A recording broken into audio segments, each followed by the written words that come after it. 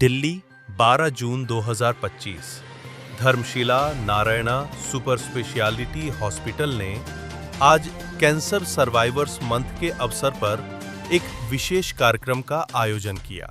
इसमें दिल्ली की माननीय मुख्यमंत्री श्रीमती रेखा गुप्ता मुख्य अतिथि के रूप में उपस्थित रहीं। इस अवसर पर 3 महत्वपूर्ण स्वास्थ्य घोषणाएं की गईं। उन्नत 3D मैमोग्राफी सिस्टम का उद्घाटन, जिससे स्तन कैंसर की समय रहते पहचान संभव होगी। महिलाओं के लिए एक व्यापक और निःशुल्क कैंसर जांच कार्यक्रम की शुरुआत और अस्पताल में आयुष्मान भारत योजना के शुभारंभ की घोषणा। इन पहलों को महिलाओं के स्वास्थ्य को सशक्त बनाने और कैंसर की रोकथाम को गति देने की दिशा में एक बड़ा कदम माना जा रहा है।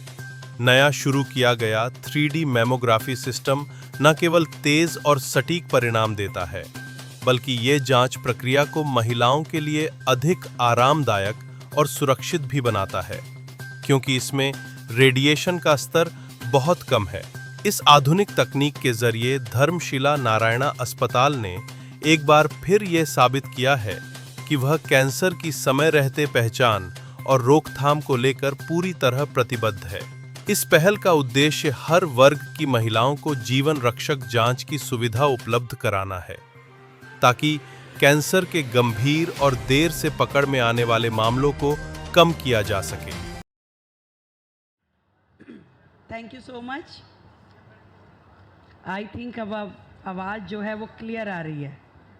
हमारी डॉक्टर सूद बहुत ही अच्छा मंच संचालन कर रही हैं, पर थोड़ा सा लगता है घबराई सी हुई थी। डॉक्टर लोग ऐसे ही करते हैं, हल्का हल्का बोलते हैं और राइटिंग भी ऐसी होती है जो वही समझ सकते हैं, बाकी कोई और समझ नहीं सकता। भाई गलत हूँ तो बता दो। डॉक्टर की राइटिंग कोई नहीं समझ सकता सिवाय उनके। एक बार जोरदार तालियां आप सबके लिए, पूरी धर्मशिला टीम के लिए। ढेरों बधाई, ढेरों शुभकामनाएं आज इस नए यूनिट को शुरू करने के लिए। यहाँ मंच पे उपस्थित मिस्टर रॉबर्ट, जो ग्रुप डायरेक्टर हैं धर्मशिला नारायणा के, डॉक्टर सर्वेशा, बहुत ही डायनामिक और क्यूट पर्सनालिटी सर्वेशा खन्ना जी, जो कि धर्मशिला ट्रस्ट की प्रेसिडेंट हैं, डॉक्टर श्री आर वेंकटेश जी, जो ग्रुप सीईओ हैं धर्मशिला नारायणा के, और इस मंच पे उपस्थित हमारे बहुत ही डायनामिक दोनों एमएलएज रविंद्र नेगी जी और रविंद्र कांत जी। एक बार जोरदार तालियां रवि कांत और रविंद्र नेगी के लिए, और विजेंद्र धामा जी, जो हमारे प्रेसिडेंट हैं इस पूरे डिस्ट्रिक्ट के, और हमारे सभी काउंसलर्स जो यहाँ उपस्थित हैं, और सभी डॉक्टर्स, पूरी फैकल्टी और सभी सम्मानित उपस्थित बंधुवर। धर्मशिला का पूरे देश में अपना एक रुतबा है, अपना एक नाम है, और हेल्थ सेक्टर में जो आपकी सर्विसेज हैं उसके लिए हमेशा आप सबको जितना अप्रिशिएट किया जाए उतना कम है।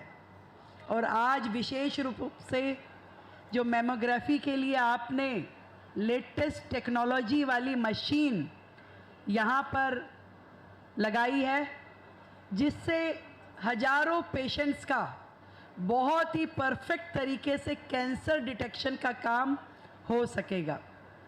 कैंसर एक ऐसी बीमारी,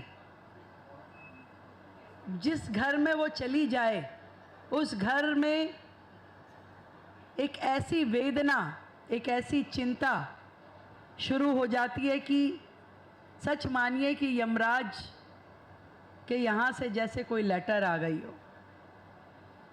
एक समय था जब कैंसर का कोई इलाज भी समझ में नहीं आता था, परंतु आज जिस तरीके से मेडिकल सेक्टर ने तरक्की की है, हमने बड़ी से बड़ी बीमारी का इलाज निकाल लिया है। और ये कैंसर विशेष रूप से जो महिलाओं में पाया जाता है, उसके लिए इतनी सुपर मशीनरी जो धर्मशिला ने अपने यहाँ लगाई, ना केवल दिल्ली को बल्कि पूरे देश को इसका लाभ मिलने वाला है, दिल्ली एनसीआर को इसका लाभ मिलने वाला है। इसके लिए मैं पूरे धर्मशिला नारायणा ग्रुप को बहुत बधाई देती हूँ। और मुझे उससे भी ज़्यादा खुशी इस बात की है कि आपने ये जो महीना है कैंसर सर्वाइवर्स मंथ, इसमें 10,000 टेस्टिंग्स जो आपने दिल्ली की जनता को समर्पित करके फ्री अनाउंस की है, मैं उसके लिए भी आपका बहुत साधुवाद करती हूँ। दिल्ली को इस समय हेल्थ सेक्टर में बहुत आगे लेके जाने की ज़रूरत है। और मैं आज इस मंच के माध्यम से ये भी बताना चाहती हूँ कि दिल्ली का हेल्थ इंफ्रास्ट्रक्चर अभी तक बहुत ज़्यादा सफिशिएंट डेवलपमेंट उसमें हम नहीं कर पाए हैं। पिछली सरकारें इसमें बहुत इनिशिएटिव नहीं ले पाई। और मुझे जब मैंने पूरा ये स्टडी किया तो ध्यान में आया कि पूरे के पूरे हेल्थ इंफ्रास्ट्रक्चर का 50% जो शेयर है वो प्राइवेट सेक्टर के पास है। बचे हुए 50% में से 24% दिल्ली गवर्नमेंट के पास है और 26% सेंट्रल गवर्नमेंट के हॉस्पिटल्स ऑक्यूपाई करते हैं। और इसीलिए मैं मानती हूँ कि जो ये 50% सेक्टर प्राइवेट हॉस्पिटल्स कव करते हैं, दिल्ली की जनता को सर्विसेज देते हैं, ये हमारे लिए एक बड़ी लाइफलाइन के जैसे है। और जब विशेष रूप से धर्मशिला जैसे हॉस्पिटल जो कैंसर जैसी बीमारियों में पेशेंट को रिलीफ देते हैं, उनका इलाज करते हैं, तो आप हमारे लिए और भी प्रेस्टिजियस हो जाते हैं। मैं ये चाहती हूँ जो वेंकटेश जी अभी कह रहे थे कि और एक्सपेंशन इस समूह को मिले, दिल्ली में और अफसर धर्मशिला जैसे अनेकों हॉस्पिटल्स को मिले, इसके लिए मैं आज आपको इस मंच से आमंत्रित करती हूँ। हम पब्लिक सेक्टर के उन सभी हॉस्पिटल्स को, उन सभी एजेंसीज को जो हेल्थ सेक्टर में काम करते हैं, दिल्ली सरकार की ओर से आमंत्रित करते हैं कि आप आइए पीपीपी मॉडल पे और हमारे दिल्ली सरकार के जो न्यूली कंस्ट्रक्टेड हॉस्पिटल हैं, उनमें से कुछ सेमी फिनिश है, कुछ अबाउट टू कंप्लीट हैं, आप आइए अपना प्रपोजल दीजिए और उन हॉस्पिटल्स के लिए आप कैसे और क्या प्लान कर सकते हैं वो बताइए। हमारा एक ही लक्ष्य है, दिल्ली की जनता को बेहतर से बेहतर हेल्थ की फैसिलिटीज़ मिले, दिल्ली की जनता को कभी भी इलाज की कमी के कारण जीवन ना खोना पड़े। एक ही ध्येय है हमारा। इसके लिए सरकार, इसके लिए हमारा समाज मिल करके जो काम कर सकता है, उस दिशा में हमें आगे बढ़ना है। कई बार मुझे अफसोस होता है कि आज भी हमारे दिल्ली सरकार के अस्पतालों में बहुत ही ज़रूरी जो मशीनरी है, उसकी भी कमी यहाँ पर पाई जा रही थी। हमने आने के तुरंत बाद जितने हमारे 38 हॉस्पिटल्स हैं दिल्ली सरकार के, उन सभी में जिन लेटेस्ट मशीनरी की ज़रूरत है, उन सभी को पीपीपी मॉडल पर ही इनवाइट करके पूरी ज़रूरतों को भरने के लिए पहले से मंजूरी दे दी है। वो टेंडर भी हमारे प्रोसेस हो गए हैं। इसी के साथ जो वर्षों से हॉस्पिटल्स की वैकेंसीज थी, 10 साल से एक भी परमानेंट जॉब ना डॉक्टर की, ना नर्सिस की, ना पैरामेडिकल स्टाफ की अपॉइंटमेंट जो नहीं हुई थी, हमने पहली बार पिछले 12 साल में दिल्ली सरकार में 1300 नई परमानेंट नर्सिस की अपॉइंटमेंट करी है।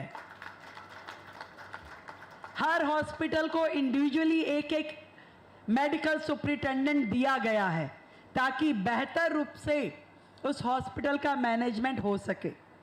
ऐसे ही लगातार हम अपने अस्पतालों में बेहतर सुविधाएं देने के लिए काम कर रहे हैं।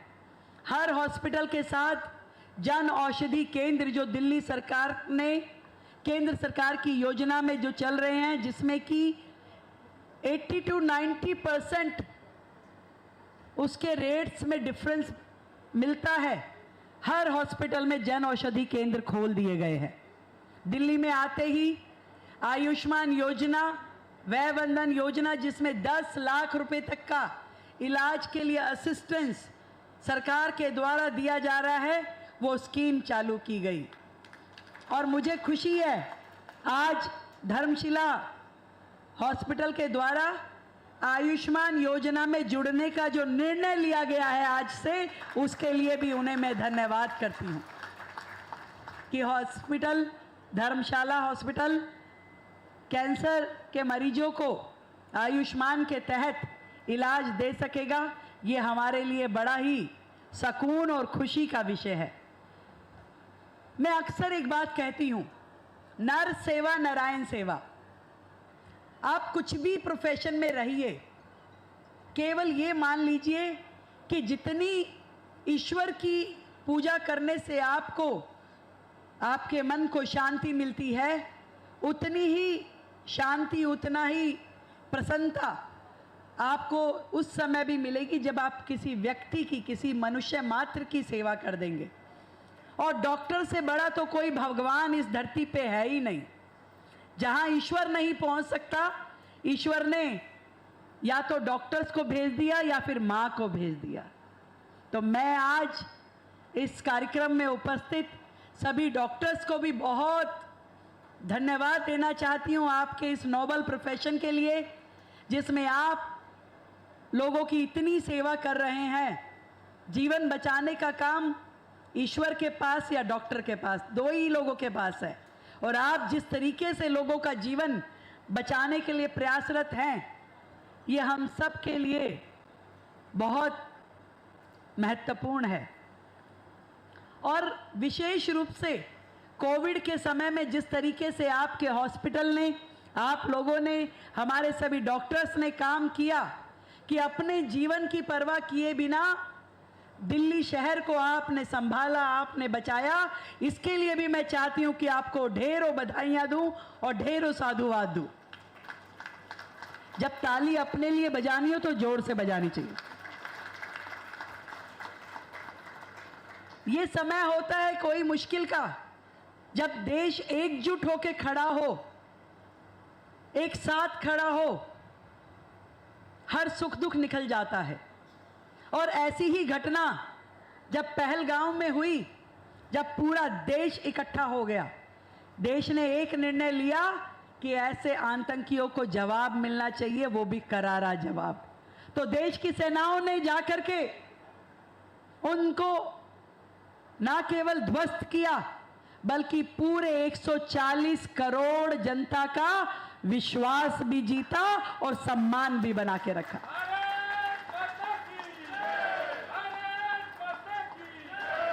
ये बात इसलिए मैं इस मंच से कह रही हूं क्योंकि वो एक तरीका है देशभक्ति दिखाने का। जब देश की सेनाएं सरहद पे खड़ी होती हैं, दुश्मनों पर गोली चलाती हैं और अपने सीने पे गोली खाती हैं, वो देशभक्ति करने का सौभाग्य मात्र उनको मिला है। यदि आज हम अपने आप को देशभक्त कहते हैं तो हम क्या कर सकते हैं? हमारे पास कौन सा ऐसा